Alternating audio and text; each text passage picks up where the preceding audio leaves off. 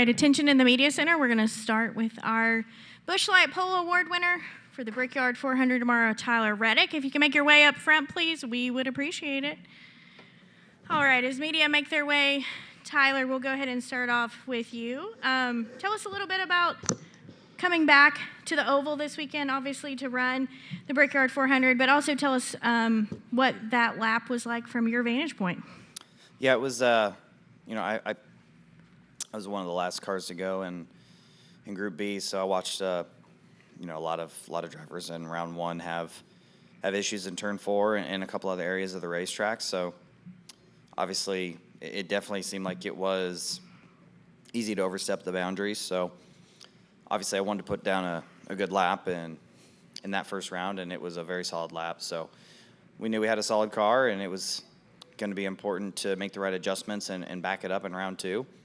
Obviously, we had a little bit of pace fall off in round 2 from round 1 efforts, but nonetheless, I thought we did a good job with the adjustments, and we were able to lay down the lap good enough to claim the pole. All right, we'll go ahead and take questions. We'll start here with Justin and then go to Nate. Justin Schuler, Kicking the Tires. First off, Tyler, congratulations. What has the hype been like this past week building up to the comeback to the Oval, and how excited are you personally to be able to come back and race on the traditional Oval? Yeah, I've been excited to return and run on this Oval, but I've been torn naturally because we've come to the road course this year and ran the road course here and been very strong. I've been able to, I got my second career win here, so yeah, I was a little conflicted, but certainly I could see it in my team and in the shop. A lot of individuals that have ran the Brickyard for years that are working on the team were excited to return. You could see it in the fans, and honestly, in some ways myself, right? It was a different feeling coming here and running the road course than it is when you're on the Oval. So I'm glad that we were able to come back, and we're going to give it another shot, especially on the 30th year of running here. There's a lot of huge moments that have happened here. So glad it's back on the Oval and excited for what the day may hold in store for us tomorrow. All right, we'll go to Nate. Nate Ryan, NBC Sports. Tyler, when you talk about that different feeling going from the road course to the Oval, have you thought about would that apply to the celebration and what those emotions might feel like? Because I know it's still Indianapolis Motor Speedway. It's still like world's greatest racetrack, but would it be different to win on the Oval, do you think? I don't know. I feel like I celebrated pretty hard when I won here in 2022, so I just hope to match it again. Yesterday, Alex Bowman was saying that during practice you ran him down from a far distance away, but when you got to him, you couldn't really do much. So are you expecting, track position, starting up front obviously is huge, but are you expecting it to be that way tomorrow? Is it too early? Do you have a sense of, can you make an outside pass if your car is as fast as it is on a slower car? I think, when cars are kind of stacked up with one another, there will be opportunities to pass, but I think of it like what we had in practice where cars are pretty strung out and not really running in traffic for long periods of time, tight traffic. The tires hold on better. They're not as, I think these tires have shown to be sensitive to heat more so than wear, and it's kind of a peek at what it could look like, but I do expect when we're packed up that, like we saw just today in qualifying, I think it's easy to make mistakes. When those mistakes happen, drivers will have opportunities to pass. That's how I'm looking at it. But certainly I think, if you take, 5 of the strongest cars and line them up, I think it would be really hard for the guy in 5th to make, a charge and get through all of them. You're really counting on somebody to make a mistake, get too aggressive, lose the nose, or get loose to really make a move. All right, go ahead.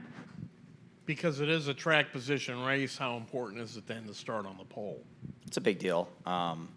Just starting towards the front is huge, but any additional spots we could get, once we were inside that, 7th, 8th window, I think was going to be huge for stage points in the beginning, if it plays out somewhat naturally. But also just pit road here is narrow. These cars are wider than the Gen 6 car, and the Gen 6 race here that I was a part of, pit road was pretty sketchy already. So I expect pit road to be pretty chaotic for a majority of of the field, and us having the option to choose first is going to really help us, I feel. And when the boss is racing right next to you, is there a comfort level that goes away quickly because he switches quickly from Denny the owner to Denny the driver? Well, if I tear it up, he's paying for it, so it's his car. I try not to use that against him, but I honestly feel like we do race each other very fair but hard. I've learned a lot about racing from him as well, so I feel like we've got a good level of mutual respect and trust with one another. But obviously, you know, when we come to a place like this, I know how bad he wants to win here. I know how bad I want to win here, so will just be something we manage throughout the whole day, and we'll just see how it goes. Obviously, him, the 11 team are stout, the 5, the 9, those are guys that have been good all year long. So, but yeah, I wonder if that's something he thinks about when we're racing. Like, man, if he uses me up, is he worried about, you know, having to fix this race car, or worried about his race? So. And on the TV broadcast, there was a comment about your reaction right after you'd gotten the pole. Did you know you had the pole when you took your hand off the steering wheel, or were you even aware of that? Yeah, the last I'd heard is that I needed to run like a 49.50 at least. So I don't know what Chase's exact time was, but that was our target. I knew turn 1 was pretty bad on my behalf, and I knew I was going to have to hit it perfect the remainder of the lap, and thankfully we did.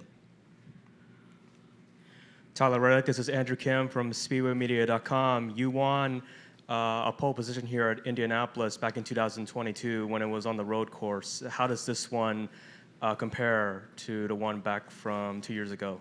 I feel like it's equal of importance for sure, but it certainly felt like in 2022 we were very, very strong, and the margin of error to lose the pole was greater. So I knew we had to be really close to perfect today. I still wasn't, honestly, but you know, we did a good enough job the rest of the other 3 corners to be able to capture it. So I feel like both are just as important as the other in regards to your race the following day. So it's a great thing that we were able to accomplish today.